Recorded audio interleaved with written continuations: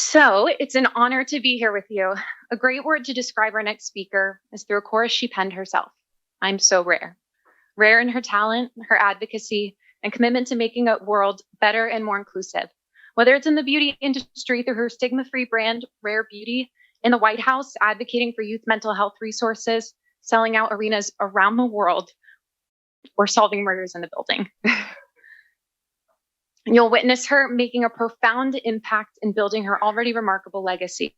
On behalf of the Tony Blair Institute for Global Change and Stanford's organizing teams, it's a privilege to welcome mental health advocate Selena Gomez to the Mental Healthcare Innovation Summit.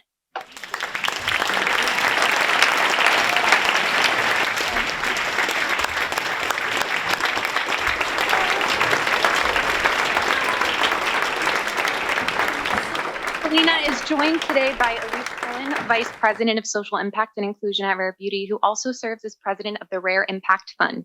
Elyse and Selena work in tandem to grow the impact of Rare Beauty's mission of addressing mental health. Her previous paths include serving on First Lady Michelle Obama's Let's Move campaign and leading the health and wellness programs at the U.S. Chamber of Commerce Foundation. Please welcome Selena Gomez and Elyse Cohen. Yay!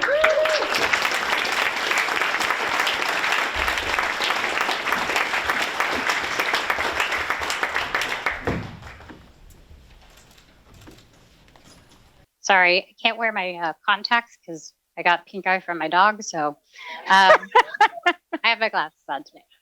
In the spirit of vulnerability. Yeah.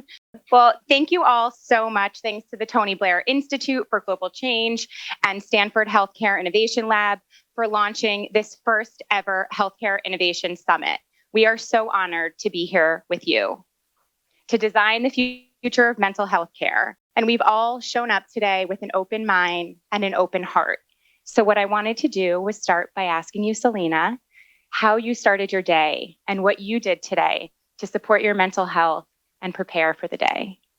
Well, I guess it would have to start with last night. Yeah. I tend to kind of isolate myself, and I did last night. I was like, maybe I'm just going to stay and watch Law and Order and not contribute to my health at all. And then I had my friends who work with me as well, and they just said, why don't we get some fresh air and take a walk? And I didn't want to, but it actually made me feel better. So this morning I got to have lovely conversations about today and coffee, and that's good. We had a great morning. And you have been incredibly vulnerable in sharing your mental health journey, your diagnosis with bipolar disorder, throughout media interviews, social media, every single platform that you use. You've really leveraged that power and that story of yours. What has surprised you most about people's reactions to you sharing? I don't think it was something that anybody around me said we should face this and go public with it. So I think it actually ended up being my decision on whether I felt like I had all this stuff going on and this narrative of my life, and nobody really knew what was going on, including myself, because my own mental health journey to figuring out what my diagnosis was confusing with having everybody talk about what's wrong with me. And there was nothing wrong with me. I finally realized that it's okay that I'm going to say I have bipolar or I'm living with bipolar. I think for me, it's given me a strength. So I almost think I said it because I was excited for this conversation to be started. I didn't know what would happen, but a lot did. So much did. I mean, so much over the last couple of years.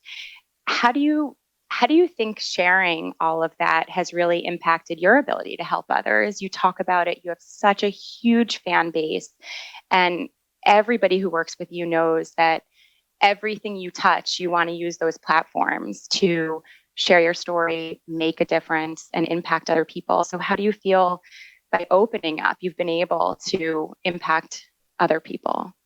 I hope that by me sharing any part of my story, I mean, I get it. I have a platform. I'm so lucky. I get to do wonderful things and I have a big platform, but I don't take that lightly. So in everything that I do, I try my hardest to have a purpose here, not just another person that's here to sell you something. I just want to be someone that has a voice. And I know I can do that for a bunch of other people. And in my life. And that's why I wanted to create this. That's why I'm here. I want to keep talking and hopefully change will happen. I love that. And I can say that I get to hear every day from people whose lives you have changed through the work that you're doing. So that's been really special. You have so many young fans, and you've spoken a lot about the importance of mental health education for young people. What do you wish you knew throughout your journey at maybe age 8 or 12 or 16? I can't compare because it's gotten worse.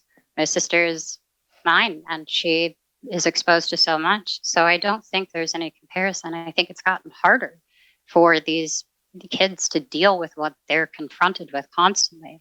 And they trust people like me, and they want to see people that look like them talking about these issues. And I feel like that's so important to me. I feel like it should have been a part of what we're learning in schools. You start in elementary school and they give you a board and they say smiley face here, sad face here, and then you're just kind of left to your own, it's like, well, what do I feel today? Talk about that. So. And you've often said during those moments, you haven't seen your emotion listed. It's been a happy face or a sad face, but there's so much more. Absolutely. What do you think? What would you want us to be teaching young people now? How can we add things to schools? How can we reach young people, share messages through communication? What do you think would be helpful? It's a call to action for me. I can't just post something and say, hey guys, here's a post and I think I'm doing something. So I try to find ways where it's backing up what I'm talking about, even giving my platform to people who actually have a voice in this world and can speak intelligently, as opposed to me saying my version of it.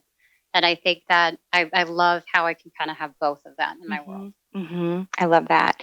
Well, and we talked a little bit about how you've used so much of your resources and your story to start so many different things and make sure that everything you do really touches this.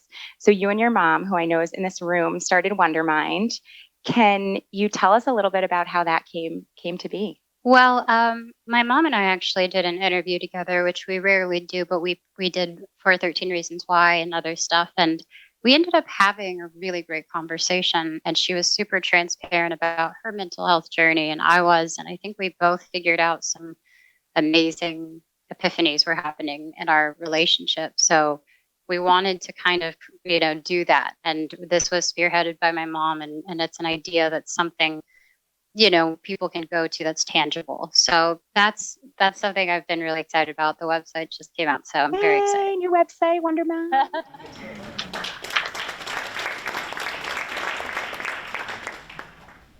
So we talk together a lot about how social media can be detrimental to mental health, but we also know through a lot of what you've launched through Wondermind, through Rare Beauty's platform, through some of what you talk about on your own social channels, that it also can be a tool for connection and also for educating and for content around mental health. So what do you see as the role of technology or social media in the future of mental health care?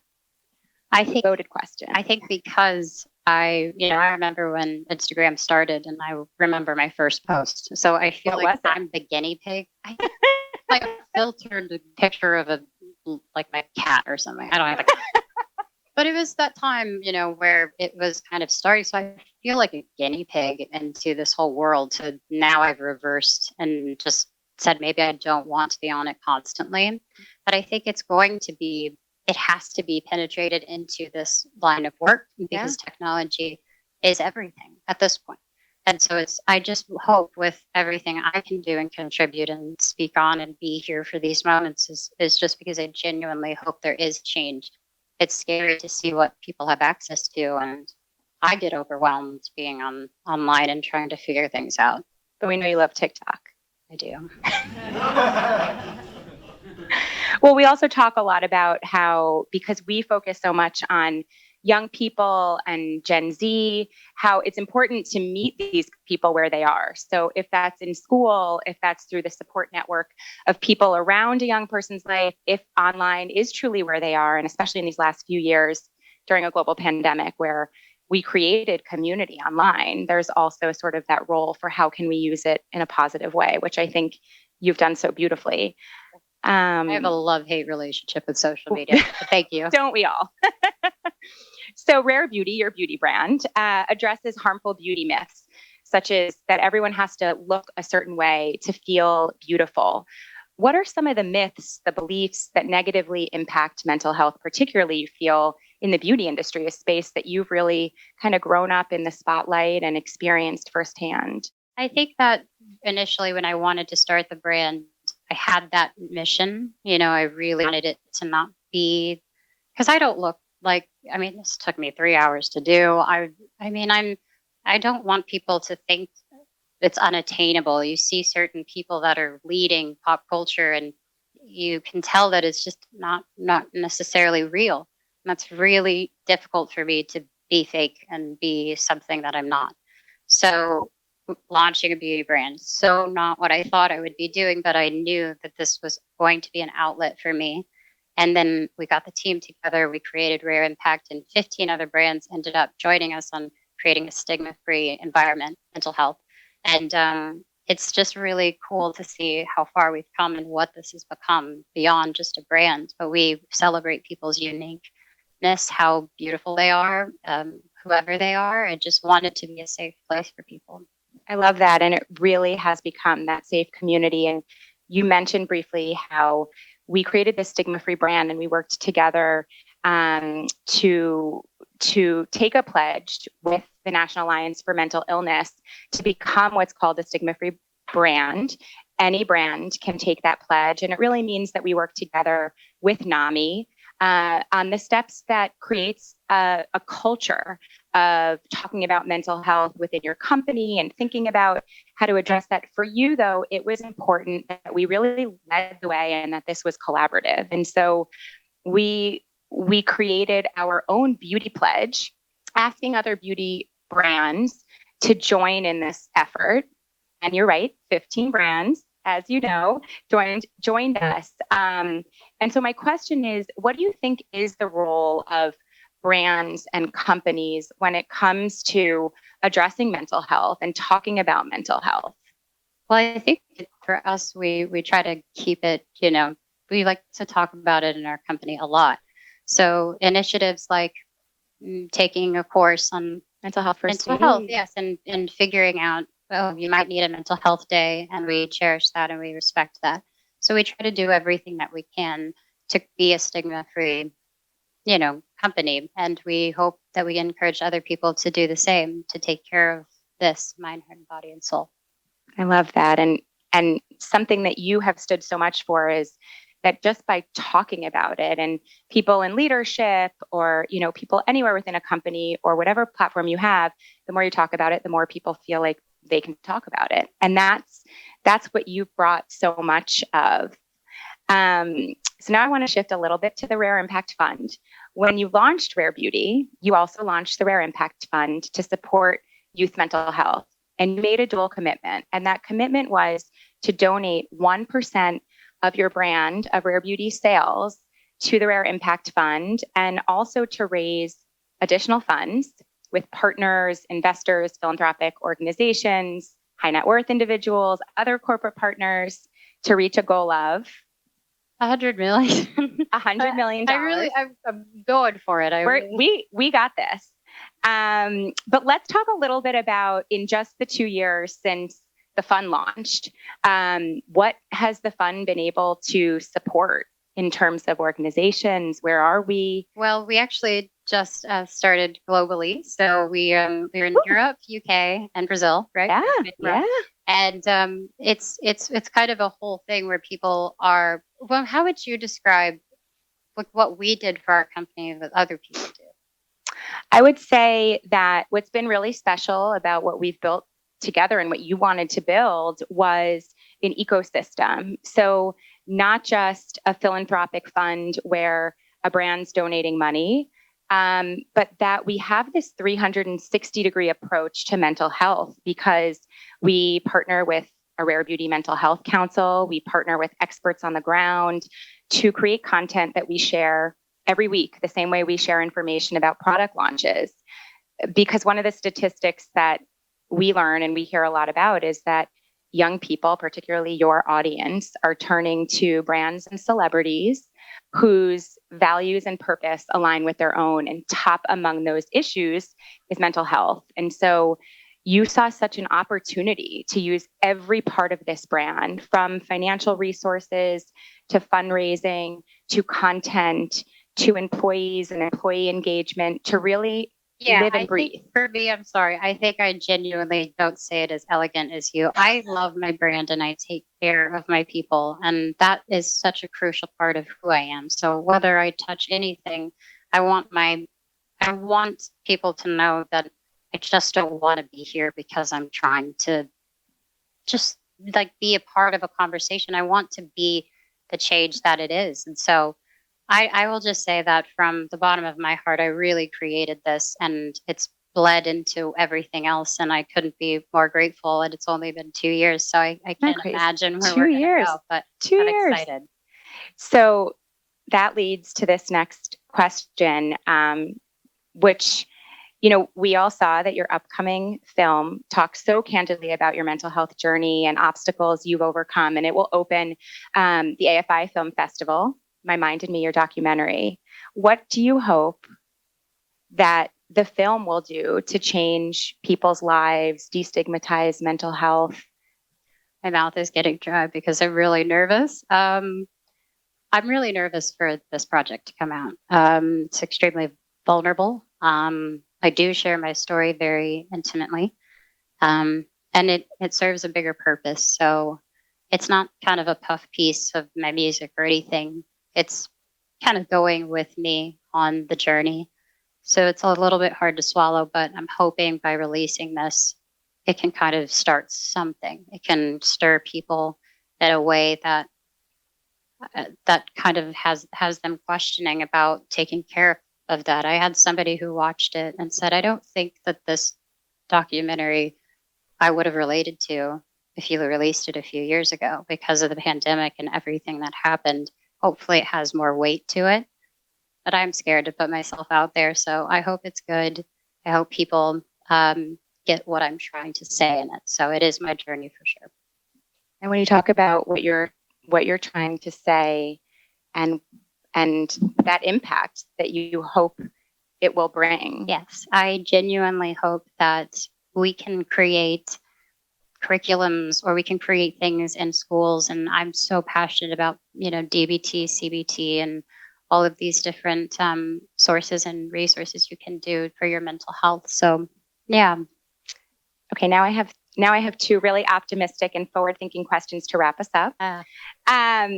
So all this talk about mental health, we're now in this moment where we have an event like today. There's so many events that you've heard about, you've hosted, you've led. How do you feel about the future of mental health care in the U.S.? Well, I feel like we are having the right conversations, but it's like I said, it's more about action and taking those pledges and doing that with people that are like-minded as you. And I think I'm not good with the whole business side. I'm at the heart of the business, and that's where I lie. So it is crucial for me to take care of people that we are working with, but also equally be a voice for people who don't have one. I love that.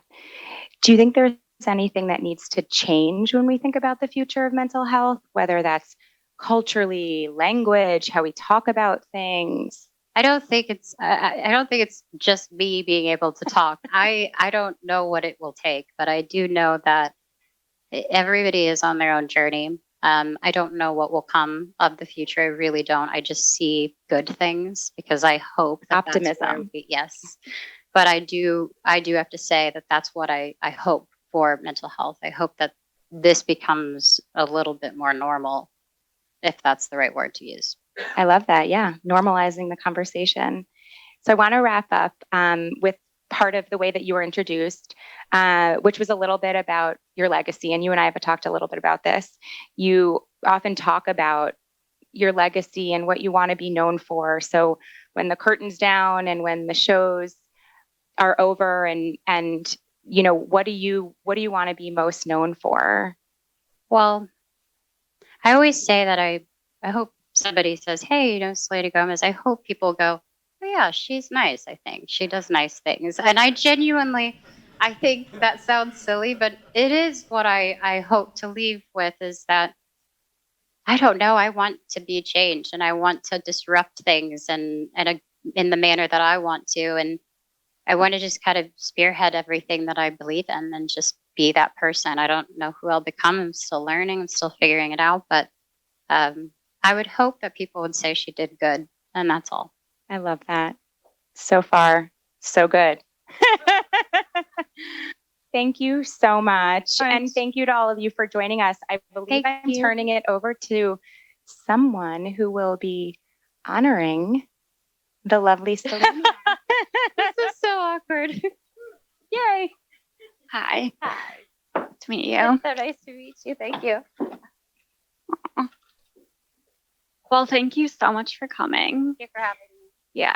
And I just want to share with everyone that, you know, the reason I invited Selena here today, in addition to, you know, all the things that you've done with your platform, is because it really touched me personally as well to watch you share your story. And I think that, I mean, I only watched it like a month ago. But, you know, I'm a mental health researcher, and I think it can be easy to talk about solutions or to talk about things clinically. And so watching you, you know, really vulnerably share as someone who has such a big platform and also so many eyes on you, like such a big risk, it really inspired me to be more open to. Thank you so much. Oh my God, I'm going to cry. Thank you.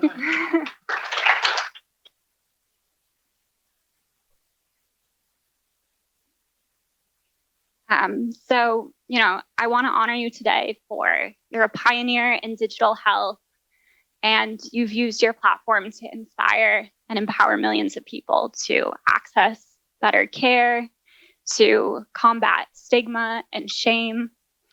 And I hope that every single one of you can, like me, be inspired to be more open with your own story with the people around you and follow Selena's lead. So on behalf of the Stanford Healthcare Innovation Lab, I present you with this Thank you. trophy. It's so pretty.